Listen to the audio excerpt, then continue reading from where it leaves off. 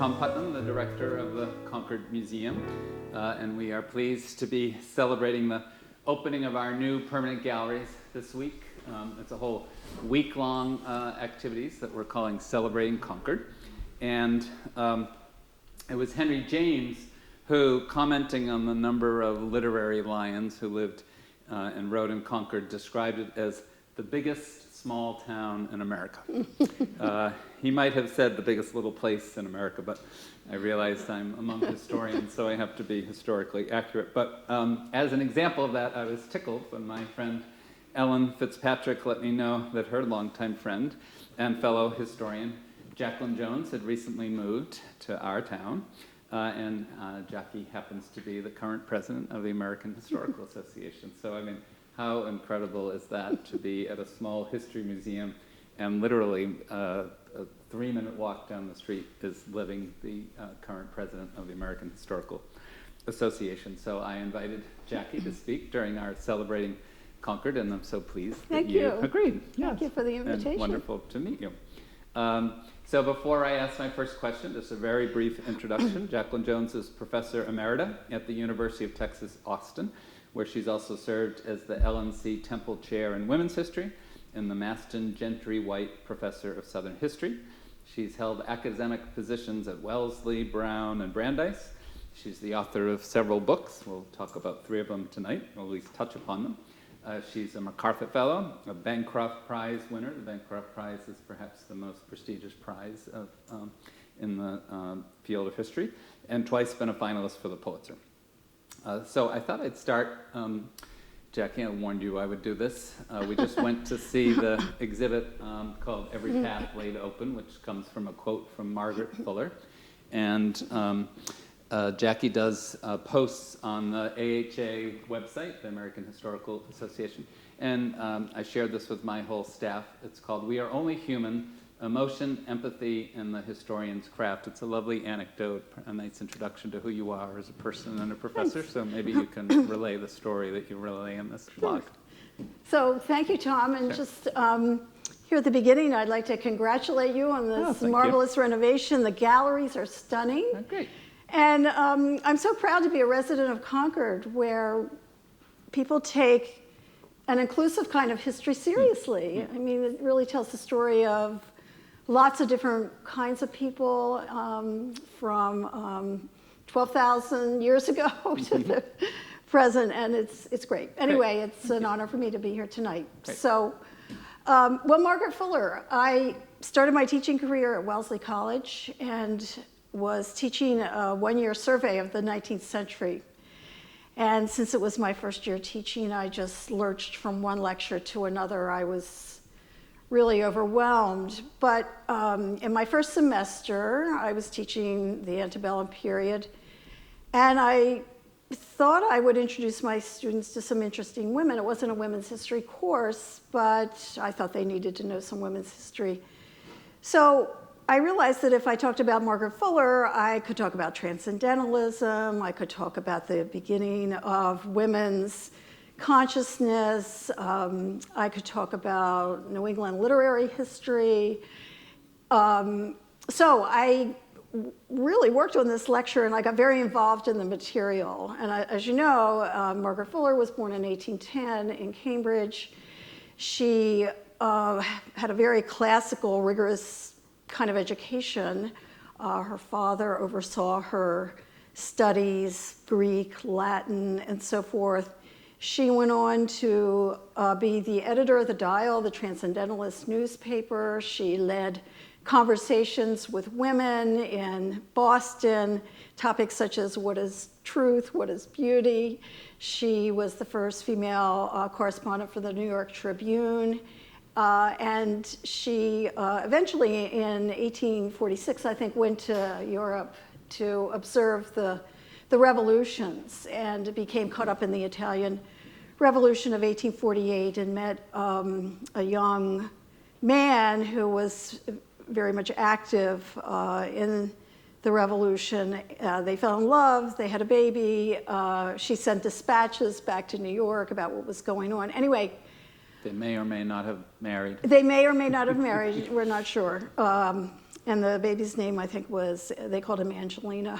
But anyway, what was striking to me about Margaret Fuller was that she had gone through different phases, this kind of classical phase, the women's rights phase. She became interested in slavery, abolition, the plight of Native Americans. Then she went abroad, got caught up in the revolutionary movement there. And her writing in the process of the stages became more fluid, more engaging. In other words, she started out with kind of a formal, stiff style, and by the time she was sending dispatches back from Italy, the prose was clear, it was compelling. So I thought she was a great example of someone who really changed over time and learned a lot about the world around her. I was very engaged with her life for this one lecture. So the day came to give the lecture, and I marched through the high points of her life and came to the end, and she died in a shipwreck. She and Asoli, her husband, the baby, died in a shipwreck just about 100 yards off Fire Island in New York, what is now New York, Fire Island, New York. And I was so overwhelmed. She was 40 years old when she died that I started to weep in the classroom. I was just overcome with emotion because here was this young woman. She had so much promise. What would life hold for her once she returned? What would Emerson say about her and her new husband or lover? What would be the reaction to the baby? You know, how would she pursue her career? There were so many questions. But anyway, it was an introduction for me about kind of the uncertainties of the classroom, because this took me by surprise. You know, I was very proud I had all this information about her, and it totally unhinged me in a way. So, but I wrote this piece because, you know, it's hard not to get caught up in the emotion of the moment. So, and you're right in the piece that that combination of having empathy for your subject, but also being professional in the classroom and perhaps not weeping in front of your students. My students were mortified. You know, I could see them put their heads down and they were writing, and they just were thinking, oh, we didn't ask for this. So the next class I began by asking them, you know, what had their reaction been, and you know, it must have been unusual and kind of difficult. So that was good. Right. But yeah. Great. Maybe just taking a step back, you are a social historian, labor historian, expert in the South. What brought you to those fields? I mean, you could have chosen anything to write about. Why did you end up in the areas that you've ended up in? Well, I grew up in a very small town in Delaware, a segregated town, and was always curious about how that came to be. The elementary school I attended was integrated in 1955, but the vestiges, the residue of this really intense, brutal kind of segregation was still very much in this town. So I just developed a real interest in history and what had brought us to that point. The town had only 500 people, but it had 4 churches. 3 were Methodist, 1 was Presbyterian. That was religious diversity for this town. 2 were black, 2 were white, and they were all tiny. And there was one point where we had what was called a Union Thanksgiving service where all the 4 churches came together. That was quite a revelation. That was around 1960 or so. And it occurred to me that everybody every Sunday was singing exactly the same hymns. There were different preaching styles, but anyway, I was just always very curious about that. So for my dissertation, I wrote on the Northern teachers who went south after the Civil War to teach black men, women, and children who had just been freed from slavery. And I was interested in the teachers, many of whom were from Massachusetts. I did a study of the teachers who went to Georgia. There were about 400 of them in the first few years after the war. And so I realized then that I was as interested in the people they were teaching as I was in the teachers, and decided to look more closely at African American history during the Civil War and beyond as well. Well, let's take the moment, and we won't do justice to any of your books, but I'm going to try to hit all three. Okay. I've picked three of the many that you've written. So this is the first that you just referenced, Soldiers of Light and Love, Northern Teachers in Georgia Blacks, 1865 to 1873. This is your first book.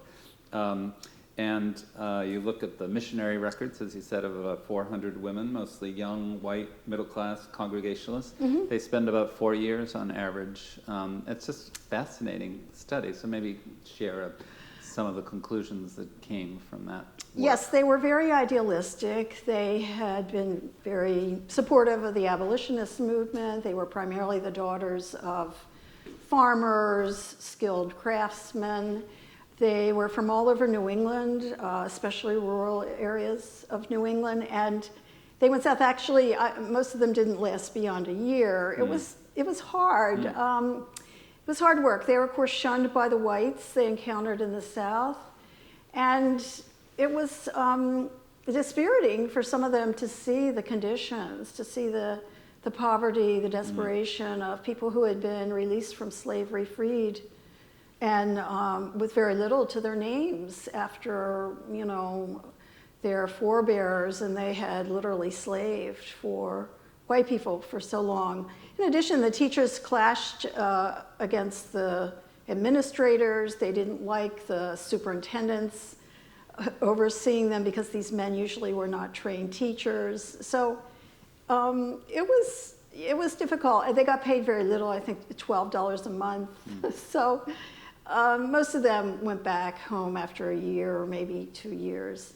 But to me, it was an interesting story because they were so keen on writing down their experiences. So my database for my dissertation was the letters these teachers wrote to their superiors in New York City and also to donors in New England. And they have schoolmarm's handwriting, which was a plus. Right. But these were all on microfilm. So I really, for a year or two, did nothing but read microfilm letters. But they were very moving. They were long.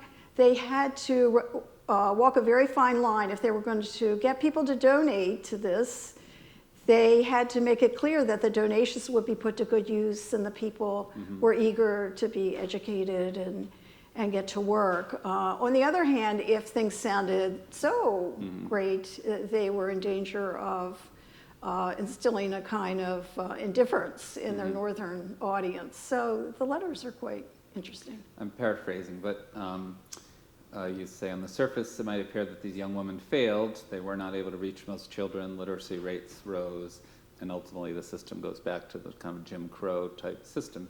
But you say it's not a complete failure. They were genuine in their commitment. They urged blacks to exercise new political rights, and they created some sense of goodwill through their efforts. But also the change in them, because I mean, it's pretty remarkable that there was a certain independence that they were able to experience, and we can talk a little bit about that. Right, and I also had their letters of application where they had to make a pitch for a commission to go south because the teachers were chosen. There was a very rigorous application process, and they had to have letters of reference from their local minister and so forth. But many of them do speak about the opposition of their parents. And also their neighbors, that this was considered very dangerous work. It was considered kind of frivolous, but they persisted. And some of them, of course, I know, saw this as the greatest adventure in their lives. They were far from home.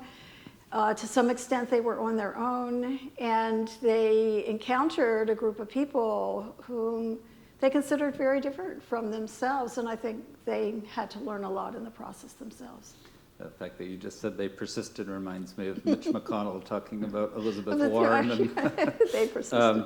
A quote from the book, you said, "Leaving the homes of their fathers, they searched for ways to use their talents in a higher spiritual realm. Perhaps on a modest scale, the triumph was theirs after all." It's kind of a nice conclusion. I'll introduce you in case you don't know.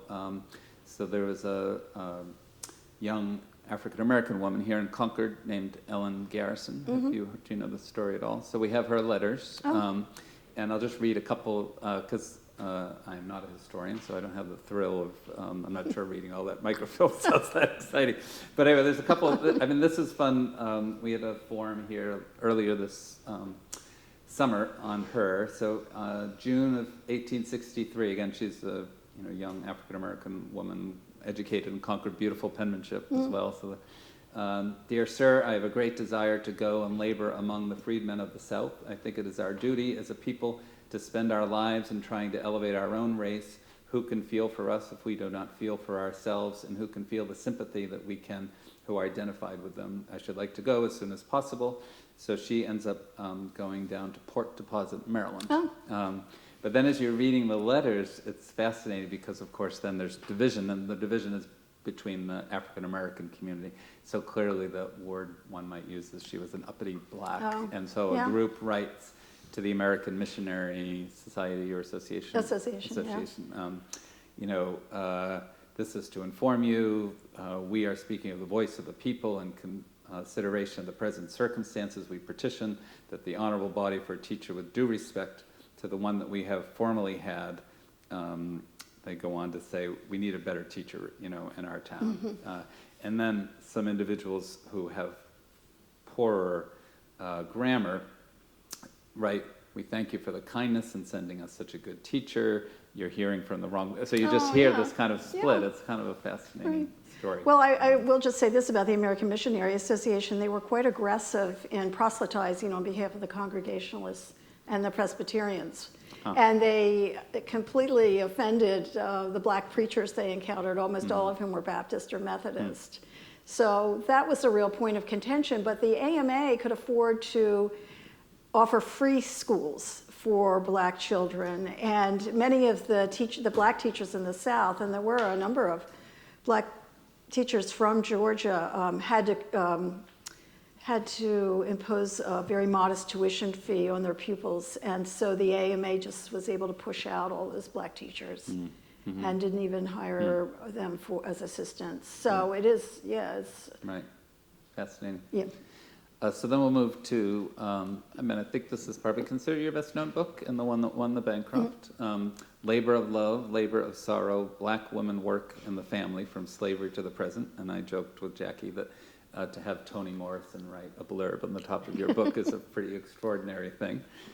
So it's essentially a labor history of black women from slavery to today, with a special focus on the nexus between work and family. And maybe I'll say a couple more words and then let you. The title captures your main thesis that racial and gender discrimination have defined the nature of black women's work and the size of their paychecks, and have made work an excruciating ordeal endured not for personal satisfaction but for bare bones survival, but because they did it for their families and communities. So the first part is the labor of sorrow, but because they did it for their families and communities, it's a labor of love. Tell us a little bit more about the book. Well, I decided to write this book because I was teaching a course at Wellesley College in women's history. I developed that my second or third year there, and I remember one day we were talking about women sweatshop workers in New York City on the eve of the Triangle Shirtwaist Fire, how miserable the conditions were, the low pay, the long hours, the stuffy room. And one of my students said, well, yes, but at least they were working and they didn't have to stay home with the kids. And I thought, oh, well, they have a very odd idea of work and how liberating work is. I mean, my students thought of working women as college presidents, professors, physicians, lawyers.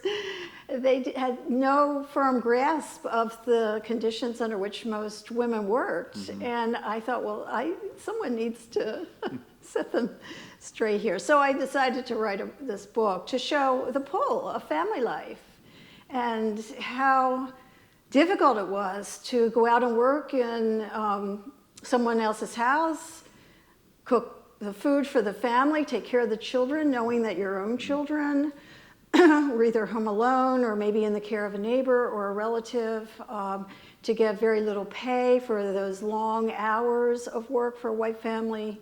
So that was kind of the motivation in writing the book. And I found such a wealth of material. In fact, this is the anniversary edition, the 25th anniversary edition that came out in 2010. It was originally published in 1985. And I couldn't grasp all of the new work that had been written in that time. It was just, there had been an explosion of scholarship in Black history, women's history. So my bibliography, I think, might run to over 1,000 citations. It was really, now that was a labor of sorrow in a way, I felt, because that was difficult. But anyway, yes. So you, one of the theses is that Black women put their own stamp in their work situations, and they placed familial and communal priorities first, that they gravitated to certain types of jobs, avoiding regimentation and enhancing their family time where they could. Just maybe talk a little bit about that. Well, when they could, actually, when I did my first book, I realized that in the South, a lot of enslaved women who had worked in the fields, once liberated, withdrew from field labor. In other words, slave owners were keen on putting to work anybody basically over the age of 10 or 12 in the fields, and that included women. So women constituted a substantial proportion of the labor force under slavery. And once those women began to withdraw from field work, it caused consternation among these white planters. And I realized there were a lot of good reasons for them to withdraw from the work. In a lot of cases, the overseer, the man who was the boss, was keeping them at work, was sexually abusive to them. They wanted to make sure their own kids were being taken care of. Their husbands didn't want them working in the fields anymore. There were a lot of reasons why they withdrew. But that got me to thinking when I was doing the first book, well, what were some of the larger implications of this withdrawal from field work? What did it mean? Why did they do it? So I think that started me on this too.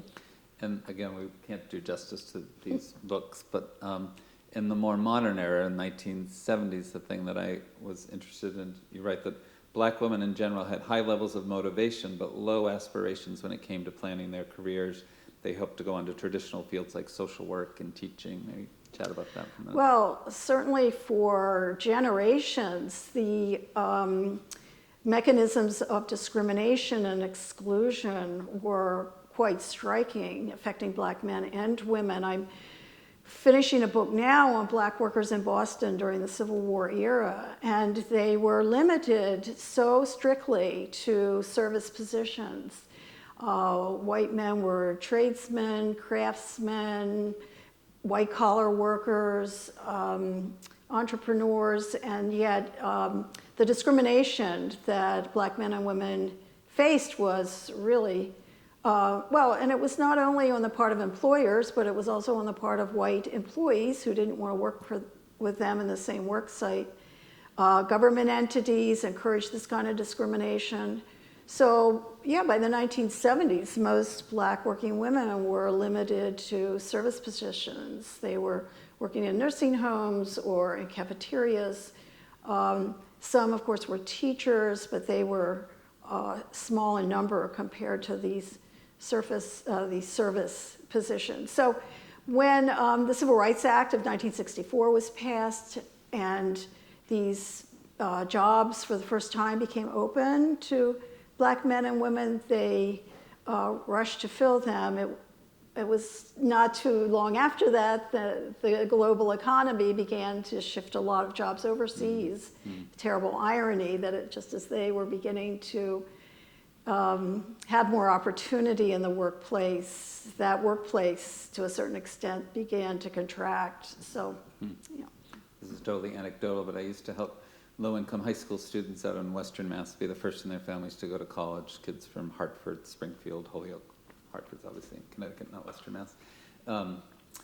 And almost to a person, the young women of color, Puerto Rican and African American, wanted to be social workers. And I often thought they came from kind of dysfunctional families, and there was this notion of they wanted to help people. And I think they'd go off to college and then find other things. But in high school, that was almost to a person, that young women, whereas the men had the young men had all different kinds of options. Well, that and they thought of. sometimes they take cues from their relatives and their neighbors and what they're doing. Right, yeah. And if the neighborhood, if the job opportunities are limited, then they'll set their sights accordingly, I think. So we'll switch to your last book, and I have some general questions too. A Dreadful Deceit, The Myth of Race from the Colonial Era to Obama's America. And I wanted to use race in the title of this session, and Jackie said, well, since I don't believe in race, you can't use it in the title. So tell us again why you kind of don't believe in race, and maybe I'll use a few lines from your book. In your introduction, you say, racial mythologies are best understood as a pretext for political and economic opportunism, and that whites have used the idea of race to advance their own interests. So anyway, maybe tell us a little bit more why you think race, I know why you think race is a myth, but about that concept and then, the thesis of the book. Well, academics are used to talking about race as a social construct. Race is socially constructed. And I always thought that might be difficult for people outside the academy to understand. What does that even mean? Everybody can look around and see that race makes a big difference in the way society is organized and the way our history has unfolded. So how could it not exist? What does exist are what I call racial ideologies, which are ideas about race.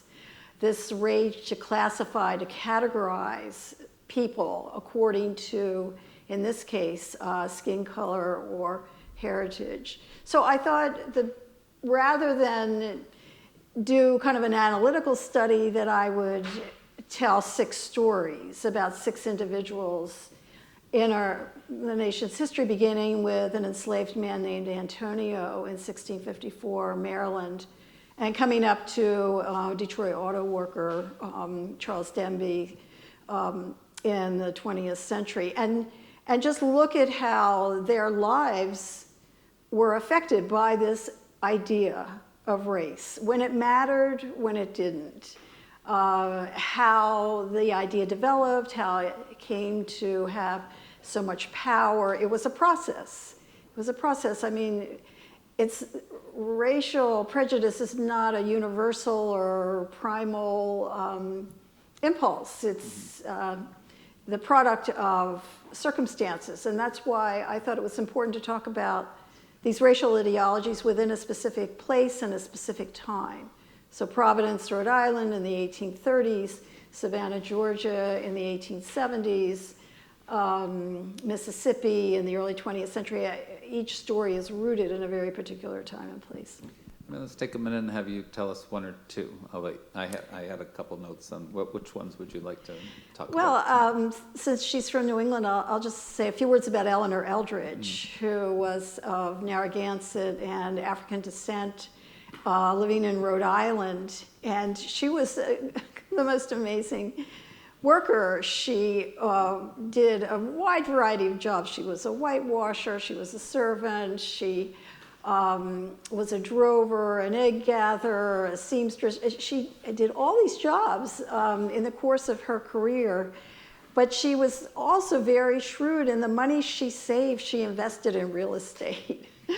So she got into trouble because she overextended herself. But her memoir was really written by a white woman she worked for as a servant. And it's a fascinating story to know what can be verified with historical evidence, that is what I could find out about her in the census and other kinds of documents, versus what the story she tells. And it's a story of, kind of, woe is me, I've worked so hard and now I'm being cheated by the sheriff who wants to repossess my house, when in fact, the story was a little more complicated than that, but she made the best use of her white patrons. She had a very high-priced lawyer, but he was someone she had worked for as a servant. So it's a fascinating story, and it kind of contradicts all these stereotypes in the 1830s, especially in New England, of people of color. These are people who were enslaved in the 18th century. They are emancipated in late 18th, early 19th century, but they have the stigma of slavery still attached to them, and many of them are impoverished because they were liberated without any material goods or credit or cash to speak of. So, but she defies all these stereotypes. And she's quite the prevaricator. I mean, there are stories she makes up. She has to have a lover. She never married. She was quite disdainful of marriage. But I think the white woman who helped her probably said, look, we're writing in the 1830s. You've got to work up this notion of the sentimental family that was almost yours. The guy died in a shipwreck. Anyway, she was an amazing character. And maybe the labor organizer story is quite interesting, the role race plays in the Union. Maybe you could talk about that. Right. Charles Danby, Simon Owens was his real name. He too wrote a memoir, Indignant Heart, and used it as a pseudonym for that. He became linked, he was born in Alabama, migrated to Detroit, and became linked up with a Marxist cell, really.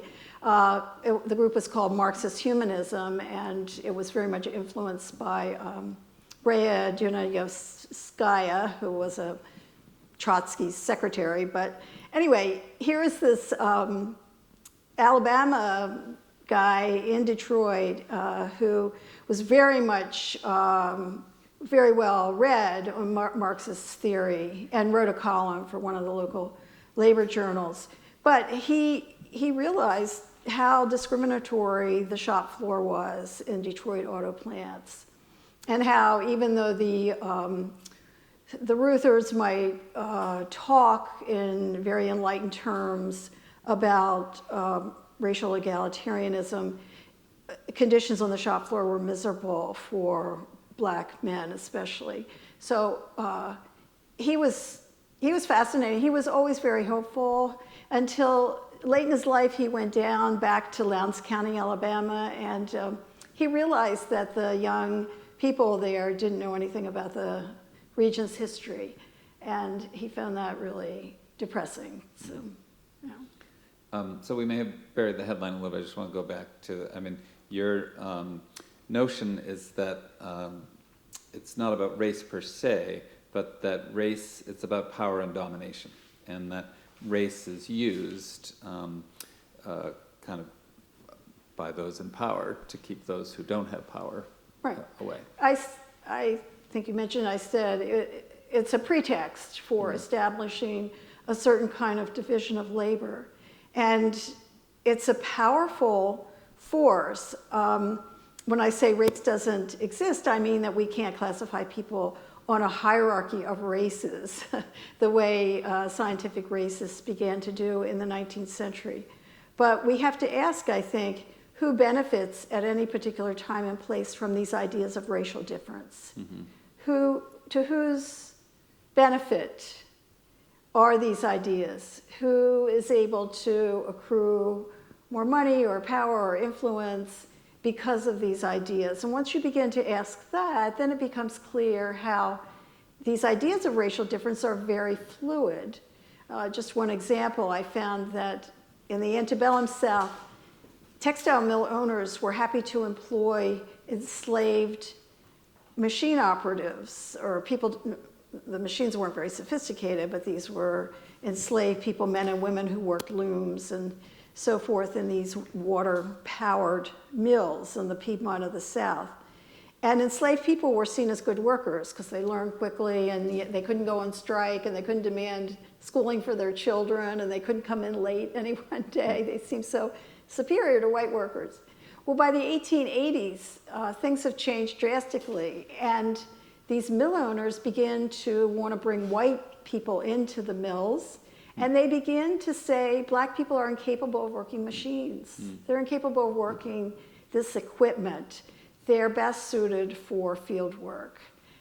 And you have to ask, well, what their grandfathers thought very differently. What's changed? Well, they wanted to bring in poor whites off the countryside because they didn't want any interracial coalitions forming there in the 1880s and 1890s. And this was one way to separate whites from blacks. The books are not frozen in time, but the reissue ends with Michelle Obama, and this again is with Obama's America. And there's this certain optimism, kind of that moment when Obama's elected, and this. I'll make a quick joke. There was this notion of this post-racial society or post-partisan society. I was once in an event with Barney Frank at the time, and he said, "This is not true. This is not going to happen. I've been in politics a long time." And he said, "Whenever I hear anyone talk about a post-partisan era, it causes me to have post-partisan depression." But can you comment? I mean, now we look at it after the Trump era, but did the Obama presidency change things? The way that people think about these issues.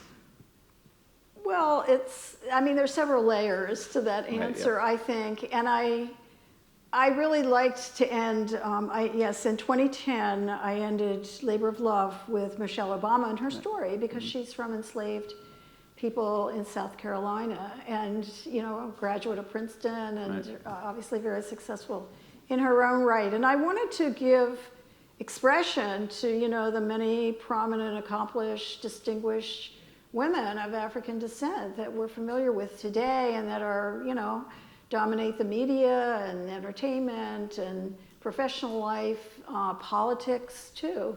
But if we look at the enduring reality of discrimination, we're struck by how stubborn that has been. And again, we talk about structural racism. I don't think most people know what that means, but it means that over years, if you keep people isolated in ghettos, if through redlining or predatory lending or however, neighborhood improvement associations, people are not allowed to move out of those impoverished places, buy homes of their own, after a while, it's going to show up in the assets of individual families. And that's true today, where average white assets are, I think, maybe 17 times the average black assets. And that has to do with these processes over time, which kept the black community for so many generations locked into these neighborhoods. Now, what I've just described, of course, is the sinister critical race theory, because that's all it is, right? It's just a description of how, over the generations, these kinds of discrimination erode any kind of drive for equality. And even in the face of major civil rights legislation, these really devastating historical forces have taken a tremendous toll. I'm going to go to questions from the audience in a minute, although I realize we don't have mics. I don't think we'll pass them around, so I'll ask your questions to be brief, and then I'll repeat them for people who are watching. I'm interested as the president of the AHA, the role, not so much the critical race theory, let's stay away from that, but the role the historian plays in policy debates. And I'll give an example. Ellen's here. I don't know if it's true or not, but supposedly John F. Kennedy, it's often done in foreign policy. So John F. Kennedy wanted his cabinet or his advisors to read Guns of August, Barbara Tuchman's book about how World War I unfolded, because he didn't want to stumble into a world war himself. And I know there's kind of a whole, I'm sure there's much more than I know about kind of applied history, like taking lessons from history and applying them to the challenges of our time. Is that the role what's the role of the historian in contemporary policy debates? Well, our constituents are varied, including museum curators, high school teachers, professors, community college instructors. So it's difficult to talk about one typical historian. I know that Obama used to have meetings of historians. Right, yeah. One of my colleagues from Texas, Bill Brands, was included often in those. He was interested in history. And so I think, presidents, policymakers vary in terms of their willingness to understand history. I remember I was at some kind of reception. It was pretty early in my career, and I was talking to a very famous sociologist. And I said, I'm a historian, and he said, I don't know much history. And then there was a pause, and he said, I don't think I'm missing much. And I thought, whoa, okay. You know, he just saw no use. You know, is there a use for history? Right. He was entirely skeptical of that. So the AHA makes advocacy statements. We do hope to make a public statement when a historian is denied access to the archives, when a historian is censored, or in some cases persecuted. We try and make a statement when state legislatures begin to meddle in K through 12 curriculum, or decide how museum staff should or should not be educated. And we found ourselves very busy, actually, over the last couple of years doing that. Do we have questions from the audience? I have a few more, but if you don't. Well, I have one that Ellen gave me, Okay. so I'll give Ellen's question for her, which is that Arthur Schlesinger talked about there being kind of cycles of history. Do you buy into this notion? I don't think I have that kind of perspective to be able to make that kind of statement. When I do these projects, the first book was covered an 8-year period. The current book I'm working on covers a 25-year period. These are very small chunks of history, and it's hard to get a sense of the grand sweep. I mean, the Boston book is certainly going to provide a context and a background for what the region looks like today, I think. But as for the cycles of reform, reaction, I think, we could say, you know, the progressive era began to diminish in the 1920s with reaction, and of course, there's been a reaction to the New Deal in the 40s and 50s. So I do see that, I guess. Trump was a reaction to Obama. I guess we could look at that, yeah. This might be an unfair question, but so you grew up in Delaware, you did a lot of your teaching here in New England, but you spent most of your professional career in Texas, which... 13 years, okay. or 16 years at Wellesley College, 16 years at Brandeis, okay. 2 years at Brown, and then 13 at UT. So that was really... Are those worlds as different as we perceive them to be, or when you're at the University of Texas at Austin, it feels... I went to the University of Wisconsin as a graduate student, so I love the big state school scene. Yeah. And I did love UT, the city of Austin. It's a great city. Once you get into the classroom, it's pretty much the same everywhere. But it's been great. But I'll push you just a little bit further. Oh. I mean, can you, for those of us who can't understand what's going on in Texas right now, I mean, do you have any more insight having lived there, or is it? Well, the only insight I have is that our governor is worried about being primaried from the right. And it's hard to believe that there's somebody further to the right than Greg Abbott. But yes, he is very worried about being primaried from the right, and that's why he's really eager to get these pieces of legislation passed: abortion, restrictive voting rights, anti-CRT legislation. So. Do you have a question? Yeah, sure. Erica. Hi. As someone who recently got a PhD and has been really thinking about how we can, as museum professionals, apply some of this academic theory in ways that are public-facing and engaging and are accessible to different age groups, different communities, etc. And I think, you've been through the museum already, so, I think we've done a really successful job with phase 3, but I'm curious, as someone who's actively engaged in the academy and is probably looking at what's coming next, these sort of turns in the ways we think about history. What do you see on the horizon as kind of an exciting new way of thinking, and what of that do you think museum professionals will be able to apply to their methodologies? And Jackie, I'll just, in case people couldn't hear, the question is about what's exciting in terms of history, and especially in museum work and public history. Well, this is a great example of scholarship that's put to good use and for public history. And I will say that, you know, despite all this contentious debate about history and so forth, that Americans love history. I mean, there's no doubt about it. And you only have to look at their interest in genealogy, getting their own DNA examined. People watch historical documentaries, go to see Hollywood films about history, read historical fiction, which is maybe a little different from what we're talking about. But I just see a tremendous interest on the part of the public for history, and for history that's true. I say truth over myth and fact over fiction.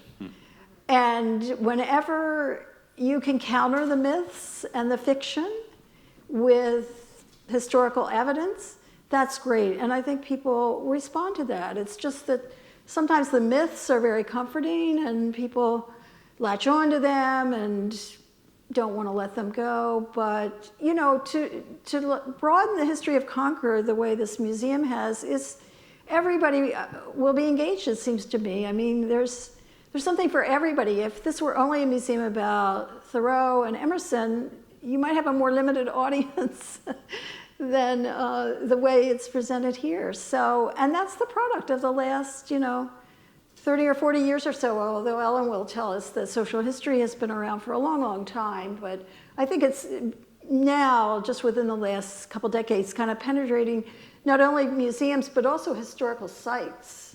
Plantations, for instance, have had to really reckon with, and again, they provide a more full, a more comprehensive, a more accurate view of the past when they go ahead and unearth the slave quarters, and when they talk about some of the less savory aspects of the plantation owner's life and his, you know, black family that was never acknowledged and that sort of thing. So that's all to the good, but it is a way of kind of using this new scholarship to inform the general public.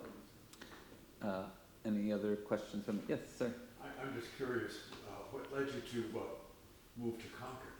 Oh, okay. Well, that's The question is, what led Jackie to move to Concord? Okay. Well, our family lived in Wellesley for many years, and then we went to Texas. But we have a daughter in Sudbury and a daughter in Amherst.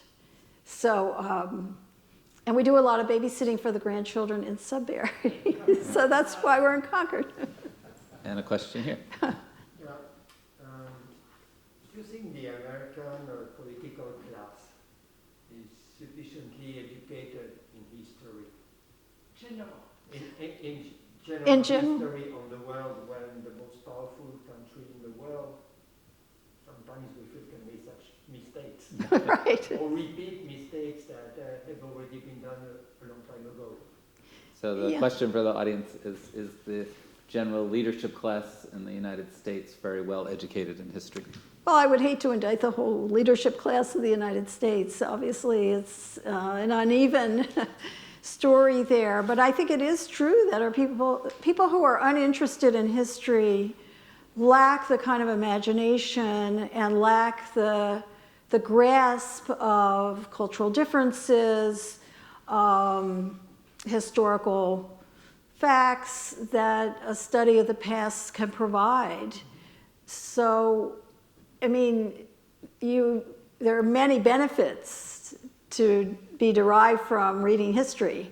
Lessons might be one benefit, although I don't want to make a great claim about that. But history does allow you to develop a kind of empathy for people living in a different place and a different time. And I think that is a skill that many leaders need and probably relatively few have. But I'll ask the last question. Okay. So fellow Bancroft Prize winner, actually two-time, Liz Cohen was here recently, and then she asked me to speak in a class that she was teaching at Harvard because they were finding fewer and fewer history majors. And they met as a department and realized partly, unless you go into the academy or maybe be a high school history teacher, their students weren't seeing job opportunities. So she did a whole course in public Oh. history and museums, and it had case studies on colonial Williamsburg, and we were a case study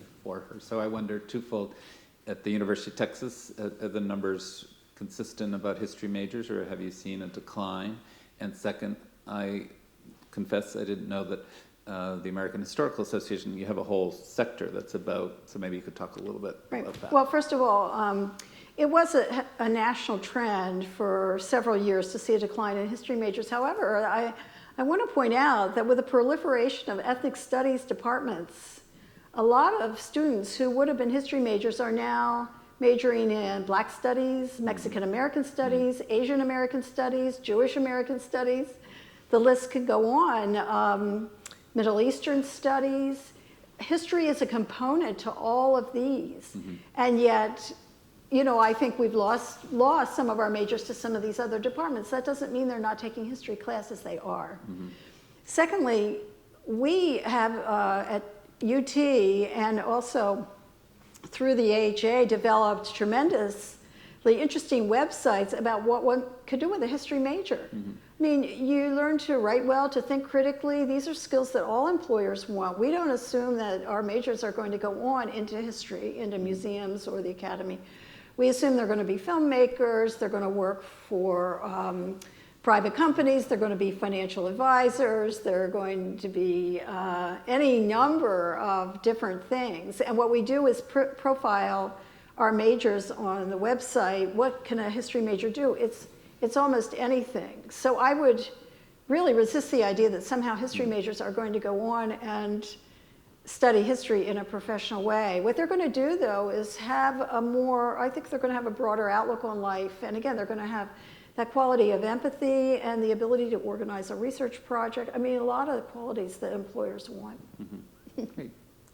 I often like to read acknowledgments to books, and I thought I'd conclude with words that you wrote actually about your husband, but I think they're... Oh, he's there right back there. Oh, good. Well, I'm going to embarrass him, although they're lovely words and they're reflective of you. So you wrote, most important, his compassionate vision for a just and free society, a community based on political and economic equality for all its members, and on tolerance and respect for diverse cultures as well as individuals, has informed not only his own work, but mine as well. I dedicate this book to him and to that ideal. So, Jeffrey Abramson, if Jeffrey we want to put a Abramson, name to it. but anyway, we celebrate your Okay. scholarship Oh, and thank the you. ideal for which it endeavors. So Jackie Jones, thank you so much Oh, thank you. for being here. Thank you all for joining us. And for those online, tune in next Tuesday night. We'll be here with Louis Menand talking about his new book on the Cold War.